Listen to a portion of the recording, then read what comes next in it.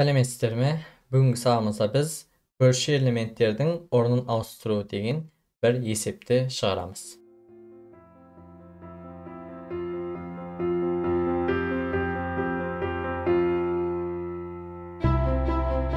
Есепті оқумен бастайық. Массивтің көршілес элементтерін ауыстыратын программа жазыңыз. Birinci elementті екіншімен, үшінші elementті төртіншімен өзгерту және тағы басқалар. Elementlerдің sani tak bolsa, onda soңғы element öz ornunda қалады. Endi birinchi testimizde qarayıq. 5 uzunluğunda bir massif belgen 1 2 3 4 5 2 1 4 3 5 deb ауысқан. İkinci testimizde bolsa 6 uzunluğunda bir massif belgen ol 4 5 3 4 2 3 deb turan kezdе 5 4 4 3 3 2 bolup ауысқан. Ең біріншісі сұрақты бастамастан алды біз деген екі variable'дың қалай ауыстырамыз? Мысалы, қалай ауыстыратын деген кезінде, мысалы, a тең 10 болсын. Екінші, b тең 5 болсын. Бұның орнын қалай мысалы? Басқа бір, мысалы, біз деген сразу ауыстыра аламыз. Қандай ауыстыра аламыз? a тең 5 деп ауыстырсақ, 5-ке ауысады. Бірақ бұл жерде сұрақтың айтатын нәрсесі, біз әрбіреуіне өзіміз қолдан жазып ауыстырмаймыз. Әрбіреуіне осы екі variable'да, немесе айнымалына өзгертуіміз керек. Яғни, birinci мен екінші элементті өзгертетін кезімізде ол элементтерге айнымалы көзімен қарай аламыз. Мысалы ойлап көріңіз, бұл екеуін қалай ауыстырып болады. Мен сізге осылай түсіндіріп кетейін. Біздің a деген variable'ımız, айнымалымыз қаншаға тең? 10-ға тең деппіз. A деген variable'ımız 10-ға тең, b деген variable'ımız болса 5-ке тең. Бұл екеуін орнына ауыстыру үшін біз деген тағы да бір деген айнымалы қолдануымыз керек болады. Оған көбінесе temp деп айтылады. Temp деп қойылады. Temp дегеннің мағынасы temporary, уақытша қолданылатын айнымалы. Бірақ біз қазірше оған t деп берейік.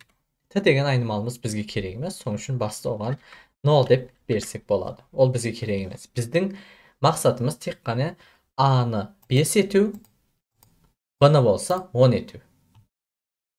Bunu ету үшін баста біз a деген variable'ımızda t-ға беріп бастаймыз. Яғни, бірінші a 10 ауыспайды, b 5 де ауыспайды, b 5 де ауыспайды. Бірақ t ауысады.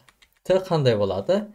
T-ға біз a-ға тең дедік, a-мыз қаншаға тең? 10-ға тең.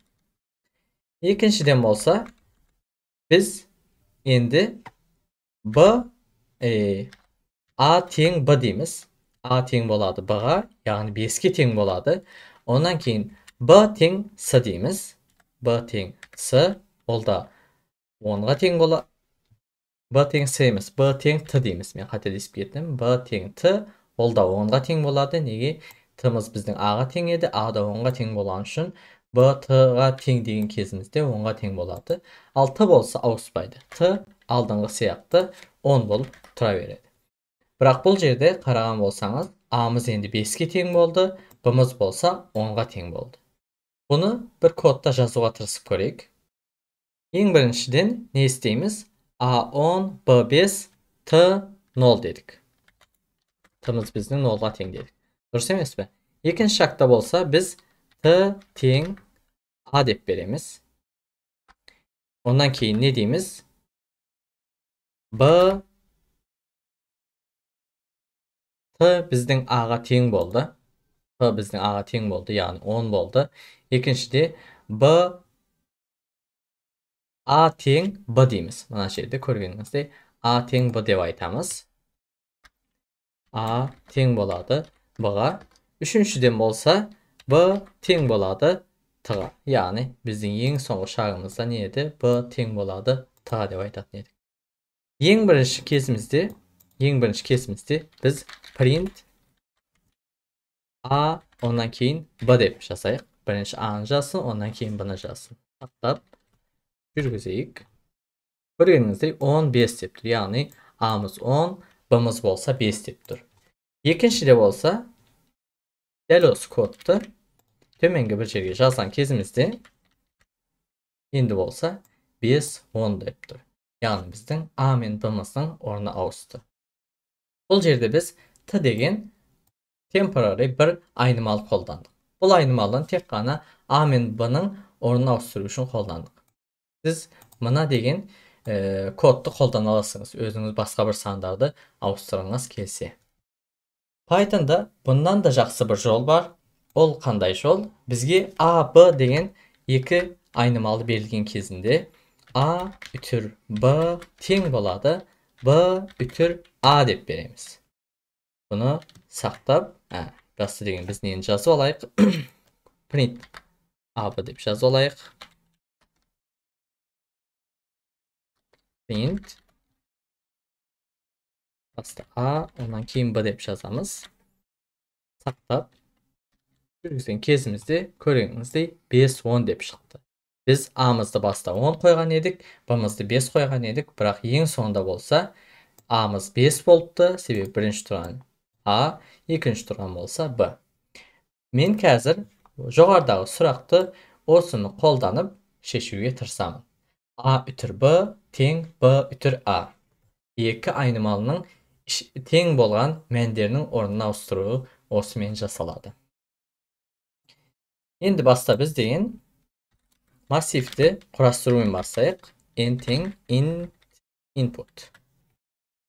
Bu yerde massivning uzunluğu ikinci A degenimiz nemesi L dep qo'yayıq. Bugün A'mızı ko'p qo'ldandik. List degenim. List. Ondan keyin yaxshi map qo'llanатын edik. Esingizde bolsa mapning içinde int, ikinchide bolsa input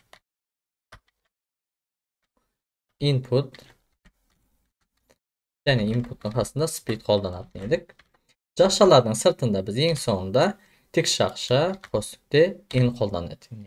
Yani n uzunluğunda bir list çıkarmağın manasında bu qo'llanатын edik. Esingizde bolsa saqlaymiz. Endi bizge misalı 5 demesi qancha misal 6 uzunluğunda bir massif bolan kezinde qalay boladi. Bunu men қазір keltiremin. Siz bu жерде түсінген шығарсыңыз деп ойлаймын. Орнына ауыстырудың артжағында не болатынын. Бұл жерде мысалы 1, 2, 3, 4, 5 деген bir test берген. Тесті не болып шығады? 2, ondan кейін 1, 4, 3 болып шығады. Yani бұл жерде біз деген 0-ыншы индекс, бұл жерде мысалы индекстер 0, 1, indekslerde varlığına 0, 1, 2, 3, 4 dep. Bu жерде 0-ыншы индекс мен 1-ші индекстің орнына ауыстырған, ondan keyin 2 мен 3-тің орнына ауыстырған, ondan keyin bitti. Bundan keyin басқа жоқ. Yani бұл жерде 1-ші индекс, ondan keyin 0-ыншы индекс, 3-ші индекс, 2-ші индекс, 4-тің өзі қалған. 4-тің өзі қалған. Onda biz ne isteyimiz? Bizler mınanday bir kod жазаламыз. Birden bassaydı, birinci indeksten bassaydı, 0 men ауыстырады. 3 bölge barada 2 men ауыстырады. 5 mına жерде бар болsa ауыстыратын еді, бірақ жоқ болған үшін еш нәрсемен ауыстырмайды. Yani bizden mına getirip durayım. Bizden for range'de 2-2'den көбею керек. Mına жерде 1, mına жерде 2. Yani mına жерде 2 şak atlaw керек. Biz қазір onda sonu қолданамыз. For I in range. Қай жерден бастаймыз? Бірінші индекстен бастаймыз дедік. 1 ütür n деп береміз. Ең соңғысы n білесіздер. Ondan keyin қаншадан көбейеді? 2-2'den көбейеді. 2 деп береміз. Endi biz орнына ауыстырған кезімізде a ütür b еді. A ütür B teң B ütür A еді. Бұл жерде біз деген 1 мен 0'da ауыстыруымыз керек. 1 мен 0'da ауыстыруымыз керек. 1 дегеніміз не затқа тең? A тік жақша 1-ге тең. Бұл жердегі не еді? A тік жақша 0'ға тең еді. Енді A тік жақша 1-ге тең, A тік жақша 0'ға тең деп айттық. Бұл жерде A'mız біздің A i қосылған бірі болады. A'mız i болады негізінде. Неге себебі біз бірден бастадық. Ал Бұл жерде A0 дегенimiz ne болады?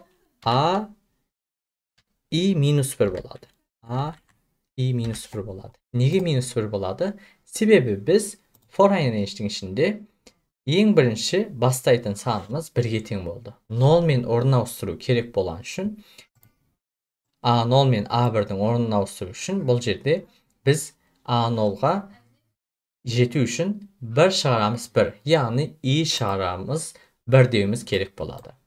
Onda ne deyimiz? A I minus 1 ütür işresiz ütür A I teң болады A I яғни мына жерде бұл менен мынау ауысады ütür A I minus 1 деп жазам. A I minus 1 деп жазам. Ең соңында болса мен A-ны қалай list түрінде шығаруым керек болады. Ол кезде ben ne istеймін? Print. Есіңізде болса, алдыңғы видеоларымда мен айтып өттім, жұлдызша L қолданамыз. Яғни бұл жерде L дегеніміз listimiz біздің. Енді бұны сақтаймыз. Бұны жүргізіп көрейік. Бірінші тестimiz ne еді? 5, 1, 2, 3, 4, 5 еді. 5, 1, 2, 3, 4, 5. Бұл жерде бір қате бар. A is not defined деді. Есіңізде болса, мен емеше дегендей айнымалылар үшін A деген белгіні қолданатын едім. Бірақ бұл жерде A-ның орнына A-ны көп қолдандық деп, L-ны қолданып кеттім. Соның үшін бұл жерде барлық A-ларды L-ға ауыстыруым керек. L-ға ауыстыру керек. Енді сақтаймын. Жүргіземіз. 5, 1, 2, 3, 4, 5. Көргеніңіздей 2, 1, 4, 3, 5 шықты. Екінші тестімізді жасатып көрейік. 4, 5, 3, 4, 2, 3 деген кезімізде. Дәл бұл жердегі тестте, екінші тесттегі сияқты 5, 4, 4, 3, 3 және 2 шықты. Яғни біздің kodumuz бұл жерде дұрыс. Бұл kodға түсінбеген жеріңіз бар болса, төменге жазып қалдырыңыздар, сұрақтарыңыз бар болса, орын ауыстыруды біз көп қолданамыз. Соның үшін менің алдыңғы мана түсіндірген кішкене деген A мен B-ны T-ны қолданып ауыстыруды түсінген шығарсыңыз деп ойлаймын. Және ondan басқа мына жерге де комментарийға жазып кетейін. Не еді біздікі? A ütür B тең болады B ütür A. Бұның мағынасы не? A мен B-ның мәндеріне ауыстырады. Бүгінгі видеомыз осылай. Ұнаған шығар деп ойлаймын. Келесі видеоларда көріскенше сау болыңыздар.